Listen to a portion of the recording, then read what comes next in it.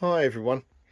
So we're going to have a little look over a multimeter. This is basically assuming you've pretty much never used one before, and you might wonder what they're for, or you might decide this is quite a useful thing to have. Certainly there are a couple of features on here which can be really useful even if you're not a electronics enthusiast or engineer. If you know, there's a couple of little test features that you really could find useful and save you quite a bit of bother. So we'll look this thing over and just go through a couple of basic things. I'll come in a little bit closer here so you can see the different settings that are available on there. As you can see at the moment, we have this on the ohms range. This is for measuring resistance. Here are our where we plug our leads in.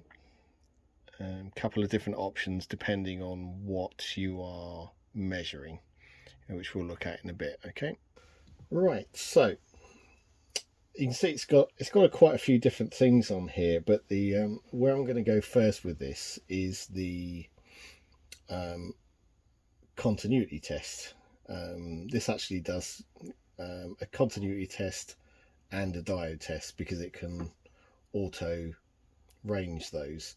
But anyway, so basically continuity, because this is something that you might find really useful. So basically, if you imagine continuity on a piece of metal, or this would be a connection. Okay, I'll try to show you on this screwdriver here. Notice that's buzzing. So we don't really care about the reading on there because it's audibly telling us that there is continuity across that screwdriver. So again, I'll show you on a fuse here, typical mains fuse, he says. There you go. So that's what you should get. If you hear that, the fuse is connected, it's fine. So obviously you can quickly check these things on your goods, and it doesn't matter which way round the probes are either, I should say. So yeah, it's a very quick test, and it says jumping around, and yeah, I just think that's a really useful feature that anyone can use. So basically, when you're looking through circuit faults, you'd be looking sometimes to see if continuity is there that should be there, but you'll also be looking for short circuits that shouldn't be there, such as in a on a power supply line or something like that, or across a transistor. So but as I say, also this can be used as a diode check.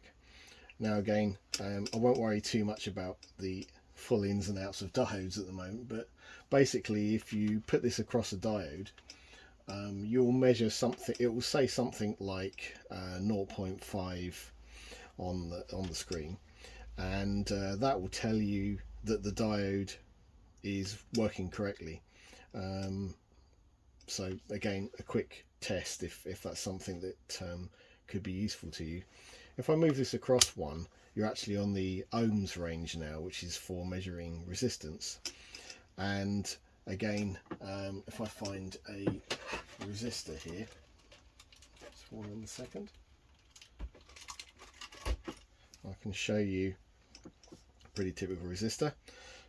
If I put that across that says approximately, well, it's pretty close actually, 100 ohms, and that is what that resistor is. And you can check that, of course, by reading the bands on the resistor there. So again, useful feature, certainly if you're fault finding. That's used in all kinds of situations. So we have two voltage settings on here. The one with the line with the little dots underneath, that is for DC. So basically a battery. So we can, again, I'll show you now, we can measure battery voltage.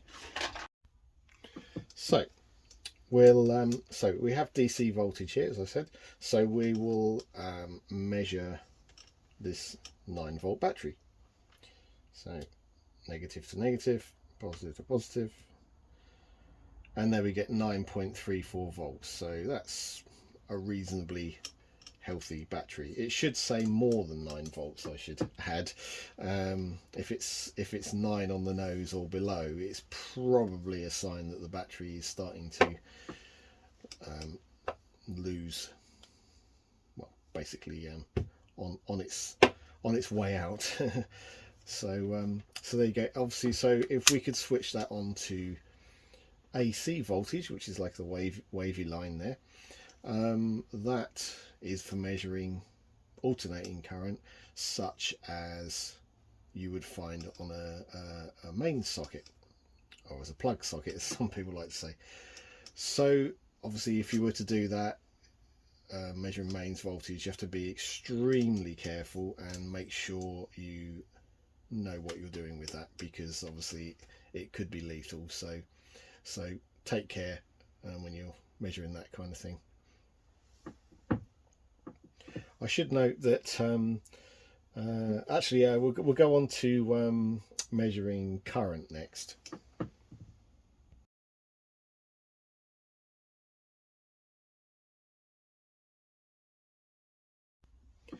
Okay, so on to current.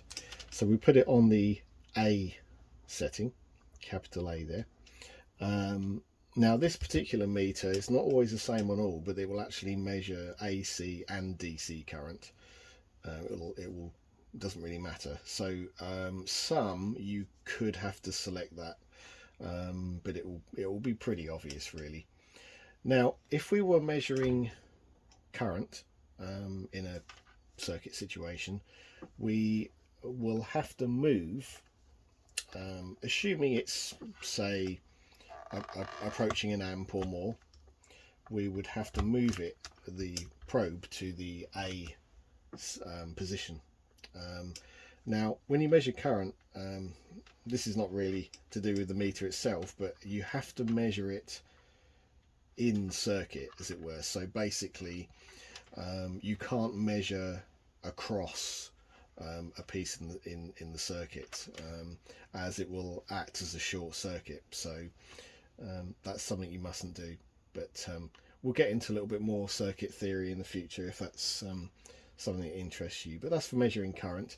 If it's a very small current though, you put it on the little m capital A setting, milliamps, and you must move it across onto this position here. And again, same way of measuring current. Of course, there you have to be careful that the current really is going to be small. You have to work that out, because it is fused, and if it goes over whatever the rating is, let's have a look here, 300 milliamps, which is a third of an amp roughly, you will destroy the fuse inside and have to take it apart and replace that. So that's just something to be aware of. And they are the main features of the meter basically. This one has a few other possible features which I won't really bother too much, but it can actually measure some capacitance values. If you want to measure or check capacitors, that can be useful in fault finding again. You've got range settings, so whether it's auto ranging, it can actually check transistors as well, this one. Again, for your basic home use, you probably wouldn't use that, but I don't actually use that either. Either check continuity, or I have an analyzer for those sort of devices. But but that's basically it. You can get some that will actually do temperature even, a few other features, and you can even now get multimeters that will do multifunctions, so they can say check what you call non-contact voltage. So you could hold it up to a wire and it will let you know if there's current flowing in that wire. And some even have oscilloscopes and signal generators built into them. So there's a whole host of different things you can do. but it's a basic device. If you're an electrician, electronics engineer, technician,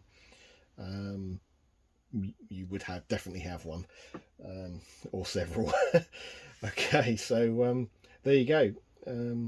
Hope that's enlightened you slightly towards these. Okay, cheers.